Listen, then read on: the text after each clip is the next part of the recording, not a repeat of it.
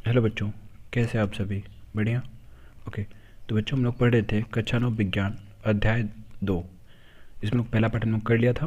पहले पार्ट के बाद मैंने एक वीडियो छोटा सा अपलोड किया था टिंडल इफेक्ट का, आप लोगों ने वो भी पढ़ लिया होगा।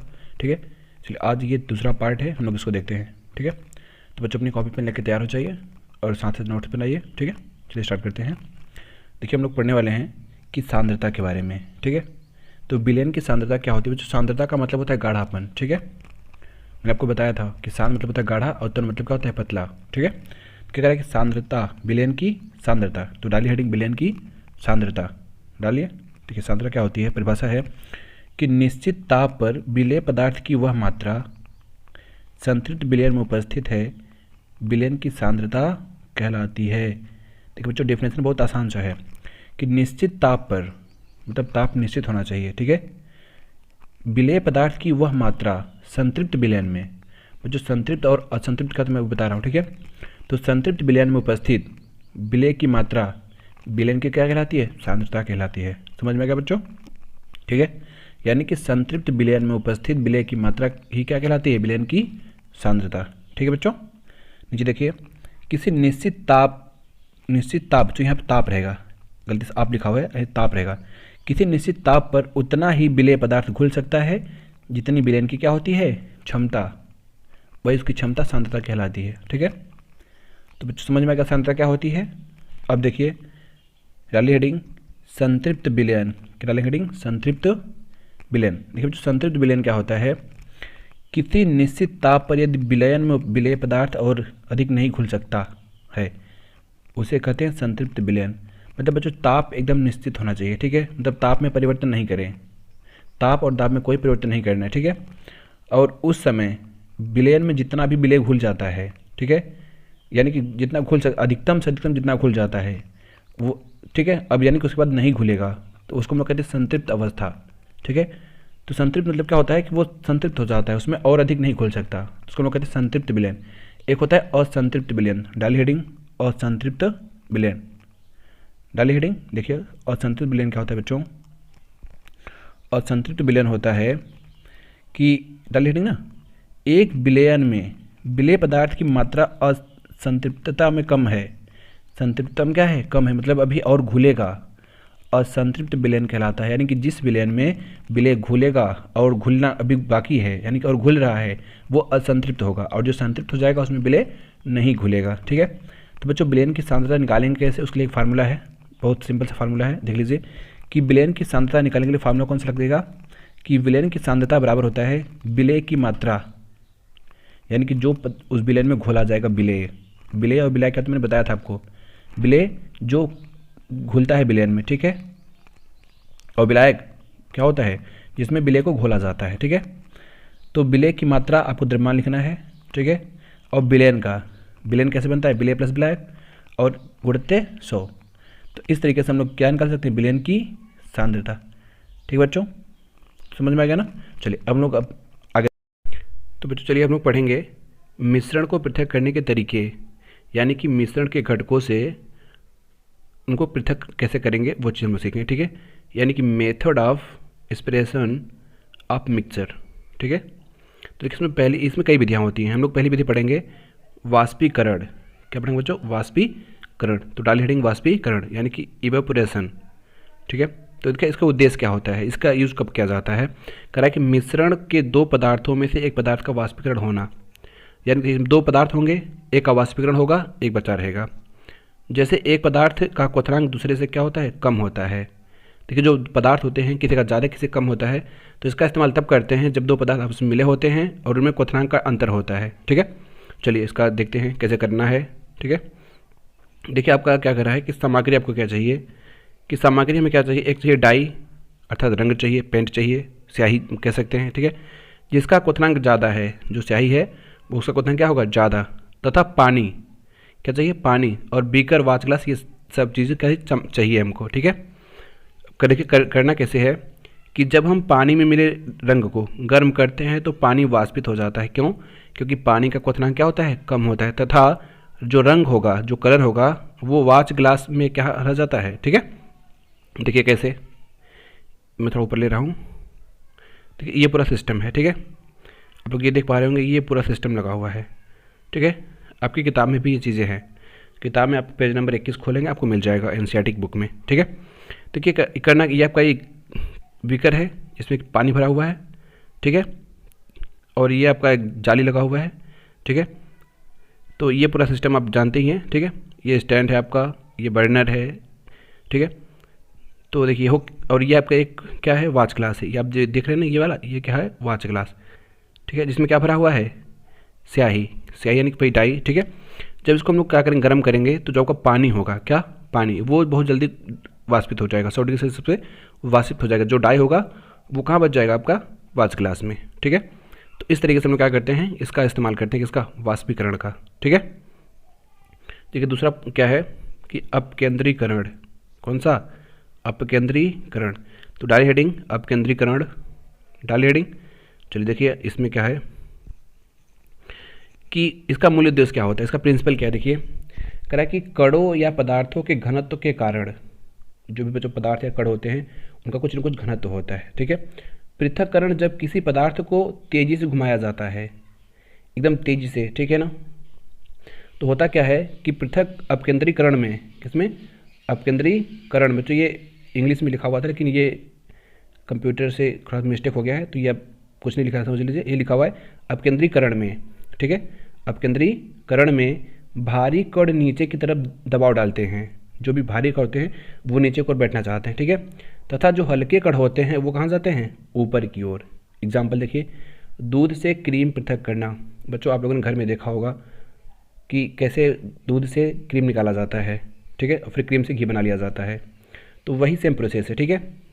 देखिए इसका डायग्राम देखिएगा, इसका डायग्राम कुछ इस तरीके से है, ठीक है, कि जब इसको बहुत तेज़ी से घुमाया जाएगा, ठीक है, इसका और कहीं जगह यूज़ होता है, हॉस्पिटल में यूज़ होता है, ठीक है। देखिए इसको ऐसे, ये बॉटल है, ठीक है, लेकिन घर में जो होता है वो अलग होता है, ठीक है। तो देखिए ये हॉस्पिटल का है, ठीक है। तो उसमें देखिए क्या करेगा, जब इसको घुमाया जाएगा बहुत तेज़ी से, रोलिंग किया जाएगा, तो जो भारी कण होंगे वो आपका नीचे बैठ जाएंगे, कहाँ, नीचे बैठ जाएंगे। जो हल्के होंगे वो बीच में आ जाएंगे, जो एकदम हल्के होंगे वो ऊपर, ठीक है। चलिए इसका और इस्तेमाल देखिए कहाँ होता है, क्या कह रहा है, देखिए कि शराब यानी कि जो वाइन होती है, ठीक है, तथा रक्त को जांचने के लिए प्रयोगशाला में इस्तेमाल किया जाता है, यानी कि आपके ब्लड में कितना % वाइन है उसको चेक करने के लिए इसका इस्तेमाल करते हैं, ठीक है, अपकेंद्रीकरण का। उसके बाद क्रीम से मक्खन बनाने में, आप जानते ही हैं, ठीक है। तीसरा कह रहा है वॉशिंग मशीन में कपड़ों से पानी निकालने के लिए इस विधि का उपयोग किया जाता है। जब तेजी से घुमाया जाता है, जो पानी होता है कपड़ों में से वो क्या होता है, निकल जाता है, ठीक है, हो गया। आगे देखिए, क्या आपने देखा है कि हमारे कपड़ों से निकले धूल और मिट्टी के कण वॉशिंग मशीन में नीचे बैठ जाते हैं। ये तो आप लोग देखा ही होगा, ठीक है। क्या आप जानते हैं ऐसा क्यों?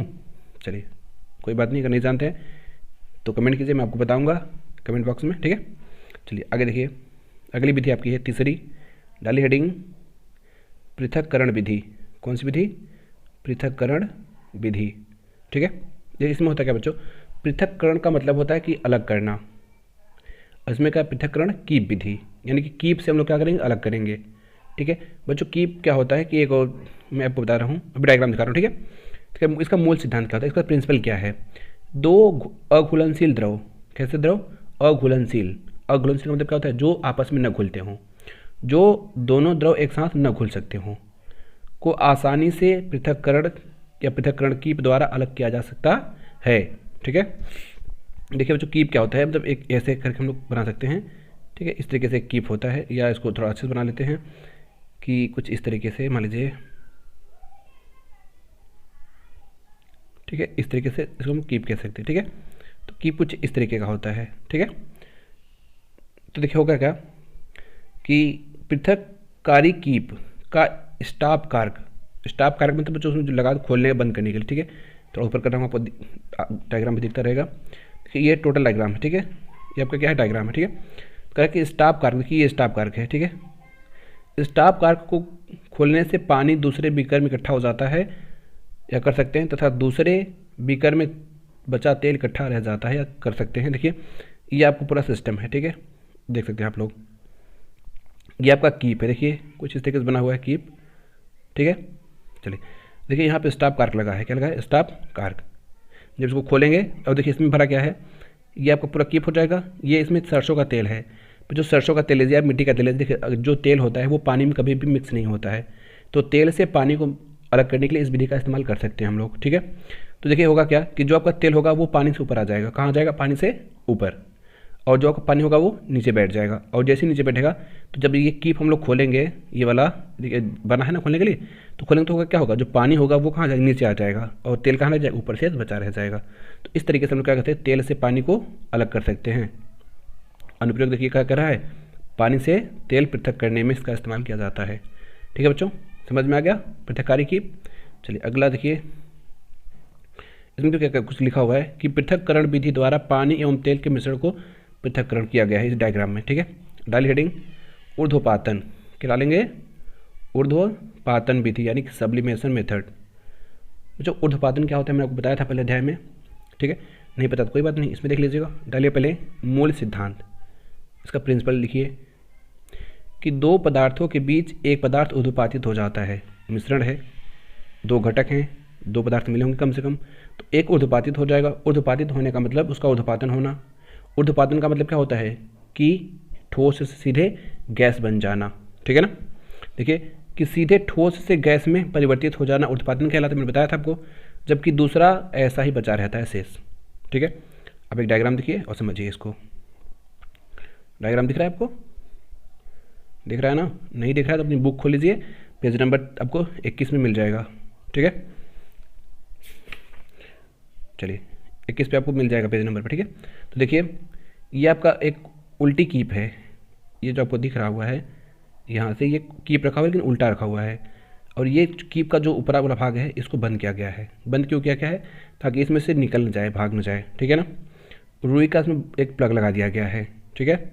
ये उल्टी कीप है आपकी, ये आप देख रहे होंगे इस तरीके से, ये आपकी क्या है, उल्टी कीप। और इसमें देखिए ये जो यहाँ रखा हुआ है एक चीनी मिट्टी का प्याली रखा हुआ है, या प्याला कह सकते हैं, और इस प्याली में रखा गया है आपका अमोनियम क्लोराइड और नमक का मिश्रण, ठीक है। और क्या किया गया है कि अमोनियम क्लोराइड की वाष्प, जब इसको गर्म करेंगे तो होगा क्या कि जो आपका अमोनियम क्लोराइड है वो ये इसका होता है ऊर्ध्वपातन, ठीक है ना। तो ऊर्ध्वपातन होगा तो क्या बनेगा, ठोस से गैस, तो जैसे जब गर्म करेंगे तो गैस बनेगा ना, तो वाष्प बनेगा। तो वही कह रहा है देखिए यहाँ पे इसकी वाष्प है, ठीक है। तो ऐसे क्या करेंगे कि जब गर्म करते रहेंगे तो अमोनियम क्लोराइड पूरा क्या होगा, ठोस से क्या बन जाएगा, गैस, और गैस बन के कहाँ, इन दीवारों पे चिपक जाएगा, ठीक है।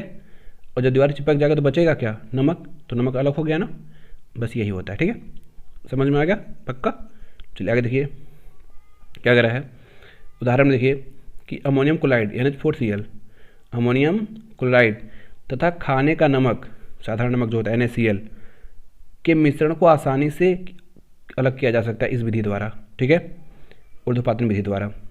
मिश्रण को गर्म करने पर अमोनियम क्लोराइड सीधे ठोस से कहाँ बन जाता है, गैस बन जाता है, जबकि नमक क्या रह जाता है, शेष रह जाता है, ठीक है बच्चों, समझ में आएगा ना ऊर्ध्वपातन। चलिए आगे देखिए अगली विधि, विधि नंबर 5। विधि नंबर 5 से पहले मैं थोड़ा सा इसका आपको अनुप्रयोग बता दे रहा हूँ, एप्लीकेशन, कि एक आपका कपूर है, नेपथलीन की गोलियाँ हैं, आयोडीन है, अमोनियम क्लोराइड है, इन सब का ऊर्ध्वपातन आसानी से हो जाता है, या इनको हम लोग कह सकते हैं कि इन सभी को ऊर्ध्वपातन विधि द्वारा अलग कर सकते हैं। अगर ये किसी मिश्रण में मिले हुए हैं तो हम लोग ऊर्ध्वपातन विधि का इस्तेमाल करके इनको हटा सकते हैं, ठीक है, समझ में आएगा बच्चों।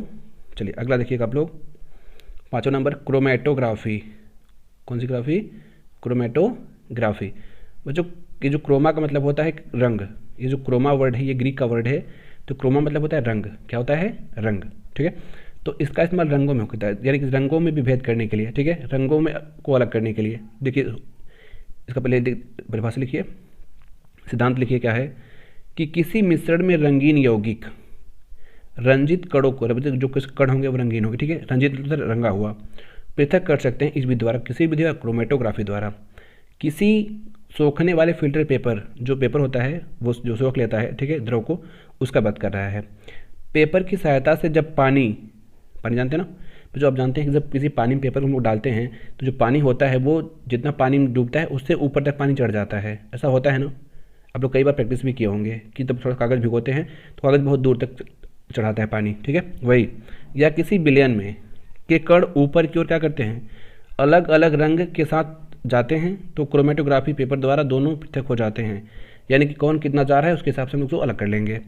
क्योंकि दोनों रंग अलग अलग गति से क्या करेंगे, सोख लिए जाते हैं। किसके द्वारा, जो आपका फिल्टर पेपर होता है। ठीक है, चलिए इसका डायग्राम देखते हैं, समझ में आ जाएगा आपको। ठीक है, अपने बुक में अगर इसमें नहीं समझ में आ रहा है तो बुक नंबर 23 खोलिए, उसमें मिल जाएगा आपको, NCERT की बुक जो है। ठीक है, देखिए होगा क्या कि आपका ये फिल्टर पेपर है, सॉरी ये आपका क्या है, फिल्टर पेपर है। ठीक है बच्चों, इस पर एक आपको निशान लगाना है, पेंसिल से या पेन से आप निशान लगा लीजिए। ठीक है, और निशान लगाना करना क्या है, आपको वहीं पे आपको स्याही डालना है। क्या डालना है, स्याही। उसी निशान पे आपको क्या लगाना है, स्याही। जैसे यहाँ पे आप देख रहे हैं स्याही लगा हुआ है ना। ठीक है, क्या लगाना है, स्याही लगा दिया आप लोग यहाँ पे ढेर सारा। ठीक है, अब करना क्या आपको कि इसको आपको पानी में डुबोना है। किसको, इस पेपर को। क्यों, क्योंकि तभी द्रव के साथ ऊपर चढ़ेंगे। ये जो इसमें कलर हैं स्याही में, वो जो पानी के जो कण होंगे उसके साथ कहाँ चढ़ेंगे, ऊपर चढ़ेंगे। ठीक है, तो देखिए इस तरीके से इसको इसमें सेट किया गया है। देखिए ये जल है और आपको इसको ऐसे डुबाना है पानी में कि जो आपने ये स्याही लगाया हुआ है, ठीक लगाया हुआ है, ये पानी में नहीं डूबना चाहिए, पानी में नहीं डूबना चाहिए। इतना सावधानी से करना है इसको। ठीक है, इसलिए देखिए यहाँ पे पूरा कांच की छड़ वगैरह लगा के इसको लगाया गया है ताकि जो आपका ये डॉट है ये पानी में ना डूबे। ठीक है, तो देखिए होगा क्या कि इसमें जितने भी कलर होंगे, ठीक है, तो जब पानी यहाँ तक इसमें भरेंगे तो पानी क्या ऊपर चढ़ेगा, और पानी के साथ साथ क्या होगा, जो पानी के कण होंगे उनके साथ साथ इनमें जो रंग होंगे उन रंगों के कण भी क्या करेंगे, ऊपर चढ़ेंगे। तो कोई तेज़ी से चढ़ेगा, कोई धीरे से चढ़ेगा, कोई मध्यम में चढ़ेगा। तो तेज़ी से कौन चढ़ेगा, जो कलर जो रंग पानी में ज़्यादा घुलनशील होगा वो ज़्यादा तेज़ी से ऊपर जाएगा, यानी कि वो देखिए यहाँ तक आ गया होगा। जो कम होगा वो यहीं तक रह जाएगा, जो एकदम कम होगा वो इधर ही रह जाएगा। तो जो जितना अधिक घुलनशील होगा वो उतना क्या करेगा, ऊपर तक चढ़ जाएगा। तो इस तरीके से हम लोग क्या करते हैं, रंगों को अलग कर सकते हैं। ठीक है, तो रंगों को अलग करने के लिए हम लोग क्या करते हैं, क्रोमेटोग्राफी यूज़ करते हैं। बच्चों मैंने बताया कि क्रोमा का मतलब क्या होता है, रंग। ठीक है, चलिए देखिए यहाँ क्या लिखा है कि काली स्याही में उपस्थित रंजकों को क्रोमेटोग्राफी विधि द्वारा पृथक करना। ठीक है बच्चों, चलिए आगे देखिए, इसका उपयोग देख लीजिए कि इसका जो ये क्रोमेटोग्राफी, इसका एप्लीकेशन क्या क्या है। पहला कि रंग यानी कि जो डाई होते हैं को पृथक करने में। दूसरा, क्लोरोफिल से रंजक, जो क्लोरोफिल आप जानते हैं, से रंजक यानी पिगमेंट को अलग करने में। बच्चों आपकी बुक है उसमें लिखा होगा प्राकृतिक रंगों से पिगमेंट अलग करने में। ठीक है, मैं साथ साथ आपकी बुक भी लेकर चल रहा हूँ। उसके बाद क्या कह रहा है, तीसरा नंबर, खून से ड्रग्स पृथक करने में, जो ड्रग्स एक नशीला पदार्थ होता है उसको अलग करने में। ठीक है, चलिए हो गया आपका। चलिए अगला देखिएगा, देखिए इसमें कुछ लिखा हुआ है कि क्या आप सोच सकते हैं कि जब किसी खिलाड़ी का डोपिंग टेस्ट होता है तो खून का क्या करते हैं। आप लोग जानते हो जब किसी का टेस्ट होता है तो ब्लड लिया जाता है। ठीक है, किसी खिलाड़ी का, क्यों, क्योंकि पता लगा जाता है कि वो ड्रग्स तो नहीं लिया हुआ है। ठीक है ना, इस ड्रग्स के लिए ही उनका ब्लड टेस्ट किया जाता है। ठीक है, चलिए अगली है, डालिए विधि, आसवन विधि। कौन सी विधि, आसवन विधि, डिस्टिलेशन, डाली हेडिंग डिस्टिलेशन। देखिए इसका मूल सिद्धांत क्या है। ठीक है बच्चों, मैं हर विधि को, हर मेथड को अच्छे से कवर करते हुए आ रहा हूँ। सबका पहले सिद्धांत बता रहा हूँ, फिर उसके बारे में लिखवा रहा हूँ, फिर डायग्राम से क्लियर कर रहा हूँ और फिर उसके एप्लीकेशन भी बता रहा हूँ। ठीक है, तो ये छठा है हमारा आसवन विधि। इसका देखिए मूल सिद्धांत क्या है कि दो संगठकों, दो कंपोनेंट्स जो होते हैं, ठीक है, के बीच का क्वथनांक दूसरे से कम होता है। जो क्वथनांक आप लोग जानते हैं, मैंने बताया था क्वथनांक, गलनांक, ये सब क्या होता है पहले ध्यान बता दिया था। ठीक है, यह विधि दो या दो से अधिक घुलनशील द्रवों को अलग करने में या अलग करने के लिए किया जाता है। ठीक है, यानी कि दोनों क्या घुलनशील होंगे लेकिन उनके जो क्वथनांक होंगे वो कम या ज़्यादा होंगे। ठीक है, यानी कि दोनों में बहुत डिफरेंस होगा, तब जाके हम लोग इस विधि का इस्तेमाल करेंगे। किस विधि का, आसवन विधि का। ठीक है, एग्जाम्पल देखिए, जब पानी और एसीटोन के मिश्रण को गर्म किया जाता है, यानी पानी और एसीटोन का मिश्रण है, तो होगा क्या कि क्यों किया जाता है, क्योंकि एसीटोन का क्वथनांक यानी बॉइलिंग पॉइंट कम होता है, किसे, पानी से। ठीक है, यह गर्म होकर वाष्पित होकर ट्यूब में चला जाता है। डायग्राम दिखा रहे हैं आपको। ठीक है, टेंशन मत लीजिए, ट्यूब में चला जाता है जहाँ यह फिर द्रव बन जाता है, कौन, एसीटोन। इस प्रकार एसीटोन बीकर में एकत्रित हो जाता है जबकि पानी फ्लास्क में ही रह जाता है। टेंशन मत लीजिए, डायग्राम दिखा रहे हैं ना, क्या दिखा रहे हैं ना, देखिए अब आगे डायग्राम ये देखना था ना। देखिए ये आपका डायग्राम है, तो मैं आपको डायग्राम समझा रहा हूँ। ठीक है, थोड़ा टाइम लगेगा, समझ लीजिएगा अच्छे से। ये आपका स्टैंड है, क्या है, स्टैंड। इसी स्टैंड पे ये पूरा डायग्राम टिका हुआ है, जितने भी इसमें इक्विपमेंट है। ठीक है, देखिए ये गोल पेनी का फ्लास्क है, इसको हम लोग कहते हैं, जो ये आप देख रहे हैं ना ये मटके जैसा, ये गोल पेनी का क्या है, फ्लास्क है। इसको हम लोग कहते हैं आसवन फ्लास्क। कौन सा फ्लास्क, आसवन फ्लास्क।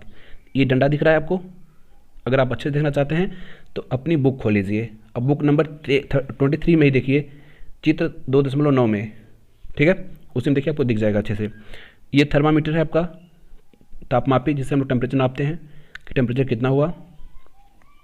ये आपका जो इसमें डॉट डॉट दिख रहा है, ये आपका मिक्सर है, ठीक है। मिक्सर किसका है, एसीटोन और जल का, ठीक है। और ये आपका एक ट्राइपॉड है, ट्राइपॉड मतलब बच्चों त्रिपाद, मतलब स्टैंड है, ठीक है। तो इस पर देखिए ये पूरा फ्लास्क को रखा गया है। और जब इसको गर्म करेंगे इसको मिश्रण को, तो देखिए होगा क्या, एसीटोन तो जल से पहले क्या हो जाएगा, वाष्पित हो जाएगा। क्यों, क्योंकि उसका क्वथनांक कम है। तो जब वाष्पित होगा, देखिए यहाँ पे एक लगा गया है, नली लगा गया है ना, तो होगा क्या कि वाष्पित होकर इसमें आ जाएगा, किसमें, इस नली में, ठीक है। और आप यहाँ पे सिस्टम देख रहे हैं, ये पूरा ये पानी भरा हुआ है, ये आपका क्या है, कंडेंसर, ठीक है, यानी कि जल संघनन। इसमें होगा क्या कि इसमें ठंडा पानी भरा जाता है, ठीक है। इधर से ठंडा पानी भरा जाएगा, इधर से पानी को निकाल दिया जाएगा।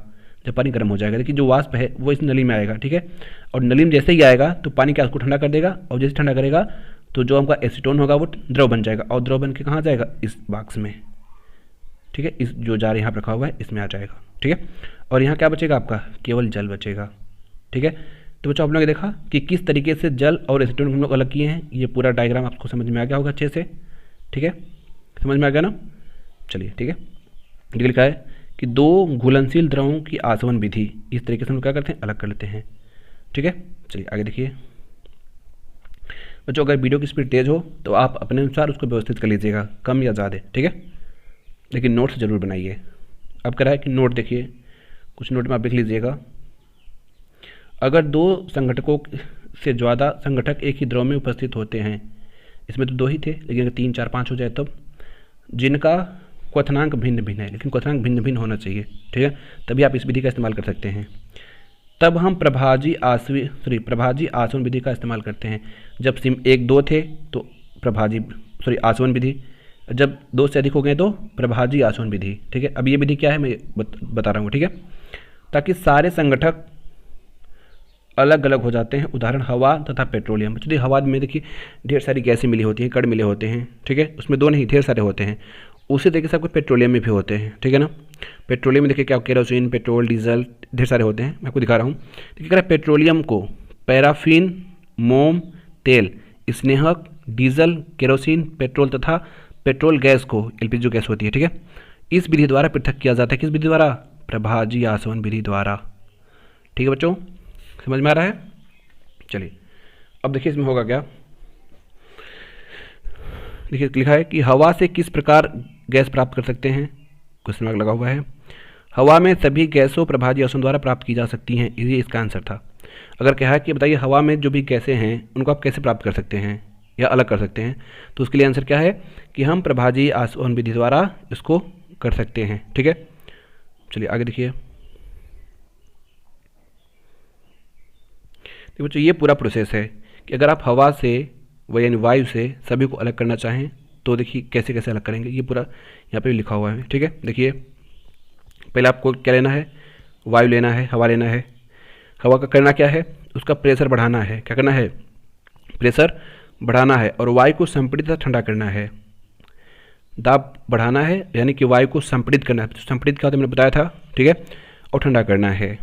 तो उससे होगा क्या कि जो हवा है, गैस है, वो द्रव में बदलने लगेगा। तो द्रवी वायु कैसा हो जाएगा, द्रवी हो जाएगा, थोड़ा सा द्रव आ जाएगा, ठीक है। तो क्या करेंगे, तब प्रभाजी आसवन कालम में वायु को धीरे धीरे गर्म करेंगे। अब ये देख लें, इसको ध्यान रखिएगा, ये है कालम, ठीक है। होगा क्या कि विभिन्न ऊंचाइयों पर गैसों का पृथक्करण, जो भी गैस, आप ये कालम देख रहे हैं, ध्यान से इस कालम को देखिए, क्या कर रहा है कि जिनका क्वथनांक कम होगा, ठीक है, वो ऊपर जाएंगी, जिनका क्वथनांक ज़्यादा होगा वो नीचे आ जाएंगे, ठीक है। तो आगे देखिए, थोड़ा सा मैं ऊपर ले रहा हूँ इस तरीके से, ठीक है। कह रहा है कि साधारण प्रभाजी स्तंभ एक नली होती है। ये नली आप देख सकते हैं, ठीक है ना, इस तरीके कुछ, जो कि शीशे के गुटकों से भरी होती है। ये जो गुटका ही है, ठीक है। ये गुटके वाष्प को ठंडा व संघनित होने के लिए सतह प्रदान करते हैं, ठीक है। तो ये होता आपका प्रभाजी आसवन, ठीक है। अब इसके अनुप्रयोग देख लीजिए, किसके, प्रभाजी आसवन के। तो देखिए बच्चों, इसमें देखिए क्या करा है कि प्रभाजी आसवन के विधि के अनुप्रयोग यानी विशेषताएं भी हैं। क्या हैं? पहला देखिएगा कि तेल को शुद्ध करने वाली मशीनों द्वारा क्रूड ऑयल अलग अलग करने में, ठीक है। जो क्रूड ऑयल क्या होता है आपको नहीं पता? अगर आपको नहीं पता तो कमेंट बॉक्स में कमेंट कीजिए, मैं आपको जरूर आंसर दूंगा, ठीक है। चलिए, दूसरा क्या है कि कार्बनिक तरल को शुद्ध करने में। किसको? कार्बनिक तरल को शुद्ध करने में, ठीक है बच्चों। चलिए आगे देखिएगा। तो ये था आपका प्रभाजी आसवन और आसवन विधि, ठीक है। चलिए आगे देखिए क्या है। तीसरा देखिए दोस्त, हमारा वहाँ तो एक तीसरा प्रयोग देख लीजिएगा कि ऑक्सीजन द्रव नाइट्रोजन तथा आर्गन को वायु से पृथक करने में प्रभाजी आसवन विधि का प्रयोग किया जाता है। दो मैंने उधर पढ़ा था, एक क्रूड ऑयल में और एक ये हो गया, ठीक है। तो 3 हो गया, ठीक है आपका। तो देखिए ये पूरा आपका डायग्राम बना हुआ कि किस तरीके से हम लोग क्या कर सकते हैं कि इनको अलग करते हैं, ठीक है, ठीक है। चलिए ये डायग्राम देख लीजिएगा। अगली विधि आप देखिए, क्रिस्टलीकरण। क्या हम लोग पढ़ेंगे? क्रिस्टलीकरण, यानी कि बच्चों क्रिस्टलाइजेशन। डाली हेडिंग क्रिस्टलाइजेशन। इसका देखिए मूल सिद्धांत क्या है। किसी मिश्रण से अशुद्धियों को दूर करने के लिए पहले किसी उपयुक्त विलयन में घोलना और क्रिस्टलीकरण द्वारा एक संगठन को पृथक कर लेना। देखिए होगा क्या कि मिश्रण लोग क्या करेंगे कि अशुद्धियों को दूर करने के पहले किसी एक उपयुक्त विलयन में, यानी कि जिसमें दोनों घुल जाते हों, ठीक है, को घोलेंगे और घोलने के बाद क्या करेंगे, उनका क्रिस्टल बनाएंगे, ठीक है। तो क्रिस्टल किस तरीके से बनेगा आप देखिए। एग्जाम्पल ले लीजिए कि अशुद्ध कापर सल्फेट, अशुद्ध कापर सल्फेट के क्रिस्टल को पहले सल्फ्यूरिक अम्ल में घोलते हैं। अशुद्ध है ना, तो उसमें और भी अशुद्धियाँ मिली होंगी। कहाँ घोलते हैं? सल्फ्यूरिक एसिड में, ठीक है। और फिर गर्म करके विलयन को पृथक किया जाता है। जब गर्म करेंगे, गर्म करने क्या करेंगे, विलयन को पृथक कर लेंगे। जो विलयन बना है, क्योंकि दोनों घुल जाएंगे उसी में, तो जो विलयन बना था उसे पूरी रात रख कर छोड़ देते हैं। क्यों? ताकि उसका क्रिस्टलाइजेशन हो जाए, उसका क्रिस्टल बन सके, ठीक है। जो क्रिस्टल मतलब टुकड़ा, ठीक है, जाता है। अतः केवल शुद्ध कापर सल्फेट के क्रिस्टल बनते हैं, जबकि अशुद्धियाँ सल्फ्यूरिक अम्ल में ही रह जाती हैं। तो देखिए आप क्या हुआ कि जब रात भर आप छोड़ दिए तो हुआ क्या कि जो कापर सल्फेट था उसके शुद्ध क्रिस्टल बन जाएंगे और जो अशुद्धियाँ थी वो कहाँ रह जाएंगी? उस विलयन में, ठीक है। इस विलयन को फिल्टर पेपर की सहायता से छान लिया जाता है और शुद्ध क्रिस्टल प्राप्त कर लिए जाते हैं, ठीक है बच्चों। समझ में आ गया क्रिस्टलाइजेशन का मतलब? यानी कि क्रिस्टलीकरण हम लोग कहते हैं, यानी क्रिस्टल का बनना, ठीक है। चलिए आगे देखिएगा क्या कह रहा है कि वाष्पीकरण से क्रिस्टलीकरण क्यों अधिक बेहतर है। चलिए इसके देखिए कि वाष्पीकरण को क्रिस्टलीकरण निम्न कारकों से उत्तम है। कैसे? पहला कि कुछ ठोस विघटित हो जाते हैं, विघटित मतलब टूट जाते हैं। इसमें क्या कर रहा है, या कुछ गर्म करने पर चीनी के समान झुलस जाते हैं। किसमें? वाष्पीकरण में, ठीक है ना। तो वाष्पीकरण क्या करेंगे, कुछ ठोस क्या होंगे, टूट जाएंगे, और कुछ क्या होते हैं वो काले बन जाते हैं। जैसे बच्चों अगर चीनी को आप क्या करेंगे, गर्म करेंगे, ठीक है, तो ये काला हो जाएगा, वो उड़ेगा नहीं, क्या हो जाएगा, काला हो जाएगा, ठीक है। ऐसे वाष्पीकरण में होता है, लेकिन क्रिस्टलीकरण में ऐसा कुछ नहीं है, ठीक है। दूसरा कि छानने के पश्चात भी अशुद्ध विलेय पदार्थ को विलायक में घोलने पर विलयन में कुछ अशुद्धियाँ रह जाती हैं। किसमें? वाष्पीकरण की बात कर रहा है, ठीक है। वाष्पीकरण होने पर ये अशुद्धियाँ ठोस को संदूषित कर देती हैं, यानी जो ठोस रहेगा उसको भी क्या दूषित कर देंगे, ठीक है ना। तो इसलिए कौन सा बेहतर है? क्रिस्टलीकरण बेहतर है और ये वाष्पीकरण नहीं। चलिए अब उसका उपयोग देखिए, किसका? क्रिस्टलीकरण का। समुद्री पानी से नमक को साफ या शुद्ध करना। आप जानते हैं कि नमक कैसे बनता है, ठीक है, उसका पूरा प्रोसेस आपको पता होगा। तो इसी विधि द्वारा, क्रिस्टलीकरण विधि द्वारा क्या करता है कि नमक को अलग किया जाता है समुद्र के पानी से, ठीक है। दूसरा देखिए कि क्रिस्टल को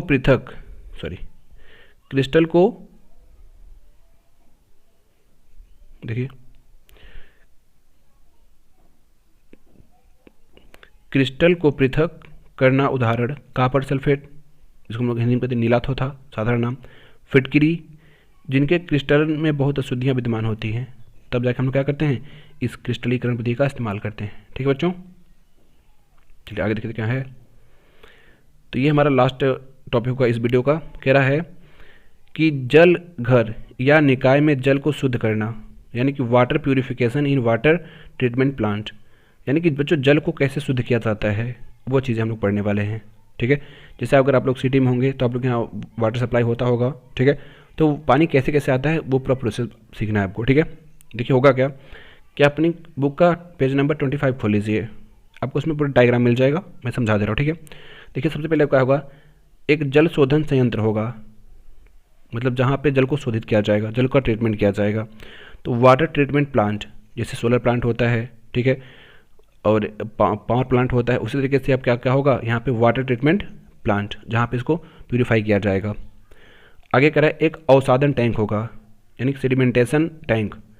तो बच्चों इसमें क्या होता है कि जो आपका कण होते हैं, ठोस के कण, वो क्या होते हैं नीचे बैठ जाते हैं। आप डायग्राम में देख सकते हैं, अपनी बुक में देखिए।